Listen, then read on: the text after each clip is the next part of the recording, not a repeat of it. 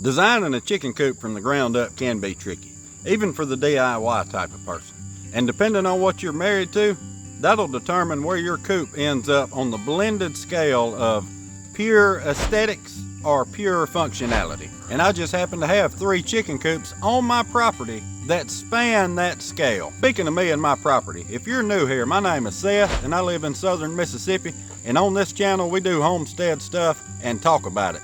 If you're new and subscribed and want to be on our Homesteaders family map, just comment where you live and I'll get you a pin added. Now, let's go look at these chicken coops. Here is coop number 1, pure functionality. This coop was made out of salvage material and it will forever be in the backyard out of the public eye. It does not pass the front yard test, even though I tried to make it look a little bit better than it was originally. This thing started as a dog house and ended up as a chicken coop and then went to a goat house and now finally is going back to a chicken coop. Look, they're already trying to lay in here. Coop number 2 is a middle of the road coop. It's not anything real fancy, but it does pass the front yard test, meaning people won't think less of you if they see this one in your yard when they're passing by. And coop number 3 is possibly the most aesthetically pleasing chicken coop in the world. Well, when I get the chinking finished in between the logs, it will be. It might be my personal opinion, but this chicken coop is just real easy to look at. It's so easy to look at, I have it hid way back here where can't nobody see it from the road. When I was building this thing in front of my shop up there, it drew a lot of attention. It evermore throwed a craving on some folks, and they wanted it bad. They wanted me to sell it to them. And when I said no, they asked me to build one for them. And I said no, and finally, eventually, I got it moved back here where couldn't nobody see it, and they finally started leaving me alone about it. Anyway, these 3 coops have a lot of differences, obviously, but they're more different to us than they are the chicken.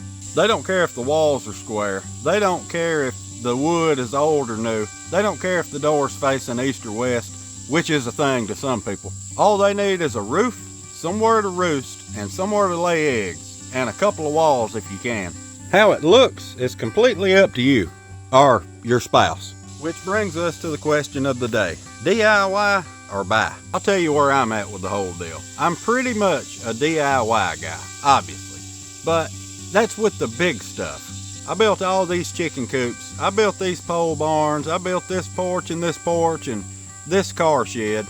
Anybody can build the big stuff. We've all seen houses being built, and it seems like the framing, the roof, and the exterior walls go up in a matter of days. But the inside work, the trim, the finish work, the cabinets, that's where all the time's spent. And time is our most valuable commodity, which is why I'm starting to take a more balanced approach. I used to be pretty hard on, not buying anything that I could build. I would say if I can build it, I'm not spending money on it. But I'm getting a little bit older and I'm figuring a few things out about my time. I still do what I can if I can do it within a reasonable time frame, but I'm to the point now, I'd just rather pay for the rest of it, especially when it makes sense. And a lot of times the stuff you buy end up looking better and lasting longer than the things you can build yourself, particularly when dealing with metal. Now, most of us homesteading type people, we have plenty of woodworking tools, but we're not near able to work as freely with metal as we do with wood. And in most cases, metal is just better than wood. It's stronger and it lasts a whole lot longer. Now, I come from a long line of construction workers, heavy diesel equipment workers. So, we've got tools on this place to do just about anything. Having the tools is not the issue. The issue is having the time. I'm finding my time to be better spent doing other things like fishing than working myself to death all the time, trying to save $1, when in the end, you don't really save any dollars. And that's one reason I'm thankful for today's video sponsor, Garvey, which is where this set of laying boxes come from. I got the green 6-hole set, but they have 8 and 10-hole options available as well.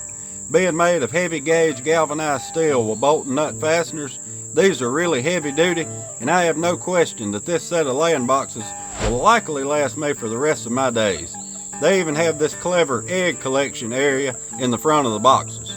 Now, the one thing I was worried about was the size of the holes themselves. Y'all know I'm all about a full-size heritage breed chicken, but that's not a problem. My Buff Orpingtons look like big yellow basketballs, and from the very first day these laying boxes were in there, they jumped right in and have been laying their eggs in these boxes ever since.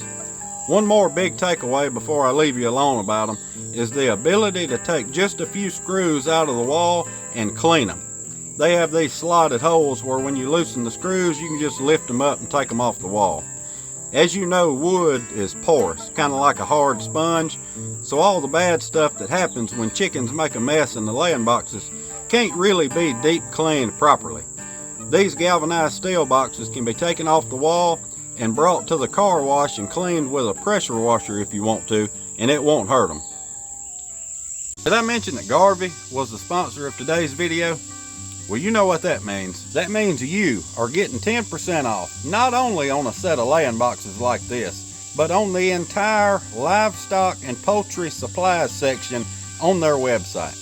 Their link and the discount code, all that information's in the description below. Now, whether you buy or DIY, it really, that's up to you. But as for me, I'm gonna start taking a more of a hybrid approach. Like I said earlier, I'll do what I can with my time within reason, but I'm not working myself to death anymore. Let's crunch a few numbers real quick and let me show you what I'm talking about. If I were to build a set of laying boxes like these, I have to go to town for materials and back. That's 70 minutes round trip driving for me. Plus at minimum 30 minutes in the store and 3 hours getting tools out, building the boxes, and cleaning everything up. That's right around 5 hours right there. And if you could put a dollar amount on your time, what would it be worth?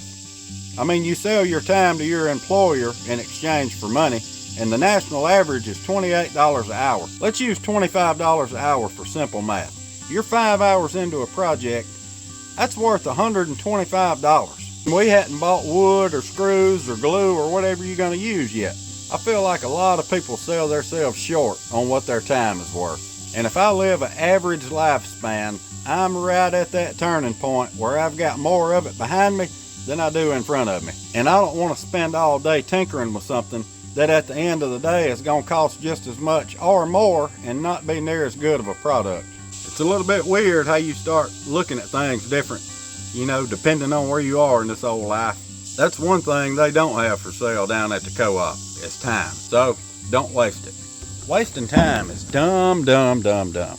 And by now, most of you know, we don't do dumb stuff around here. Anyway, God bless. We'll see you on the next one.